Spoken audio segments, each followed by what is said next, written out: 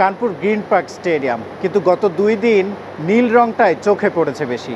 কারণ আর কিছুই না, বৃষ্টি, দিনভর বৃষ্টি, এবং তার জন্য গোটা মাঠ যেমনটি দেখছেন নীল ত্রিপলে ঢাকা, কাভার দিয়ে ঢাকা। আজ একবারের জন্য উইকেটের দেখা মেলেনি এবং একটা বলও মাঠে গড়ায়নি। দুই অপরাজিত ব্যাটসম্যান মুমিনুল হক ও মুশফিকুর রহিম, তারা কিন্তু মাঠে একবার এসেছিলেন, ড্রেসিং রুম থেকে আবার ফিরে গেছেন হোটেল রুমে। তাদের অপেক্ষা করতে হচ্ছে। মুমিনুল হক তিনি 40 রানে অপরাজিত আছেন, 6 রানে অপরাজিত আছেন। মুশফিকুর রহিম এখনও কিন্তু উইকেটে আসার অপেক্ষায় রয়েছেন। আর এক ক্রিকেটার যাকে নিয়েই এই টেস্টে সবচেয়ে বেশি কথা, সাকিব আল হাসান। 6 নম্বরে যার নামার কথা সাকিব আল হাসান, এটি তার শেষ টেস্টও হতে পারে। শেষ অ্যাওয়ে টেস্ট তো বটেই, এটি তার শেষ টেস্টও হতে পারে যদি ঘরের মাঠে দক্ষিণ আফ্রিকার বিপক্ষে সিরিজটা তিনি খেলতে না পারেন।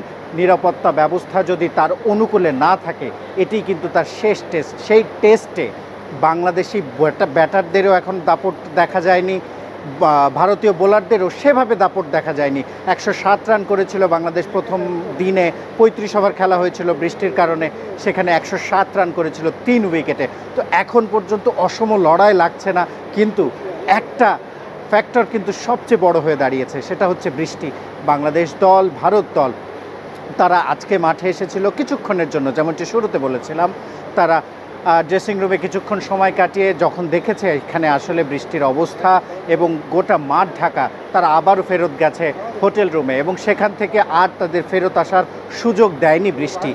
এবং আজকের দিনে আসলে যে একটা বলও মাঠে গড়ায়নি, এবং সেক্ষেত্রে বাংলাদেশের স্কোর যেখানে ছিল আজও সেখানে আছে। এবং এটা দুঃখের খবরই বলবো, বাংলাদেশের যারা সমর্থক আছেন, বাংলাদেশের খেলা দেখেন, আজকে অনেক স্টেডিয়ামে অনেক ভারতীয় দর্শকও আমরা দেখেছি, তাদের জন্য দুঃসংবাদ আসলে। কারণ আগামীকালও আমরা ওয়েদার ফোরকাস্টে যেটা দেখছি 80% বৃষ্টির সম্ভাবনা। তো তেমনটি হলে আগামীকালও খুব আশার খবর নেই, মাঠের খেলা গড়ানোর খুব বেশি সম্ভাবনা নেই আসলে। সেক্ষেত্রে মুমিনুল হক, মুশফিকুর রহিম তারা অপরাজিত থাকছেন, হয়তোবা আরও একদিন অপরাজিত থাকবেন। এবং যাকে নিয়ে সবচেয়ে বেশি আলোচনা, সেই সাকিব আল হাসানকে মাঠে দেখতেও অপেক্ষা করতে হবে দর্শকদের।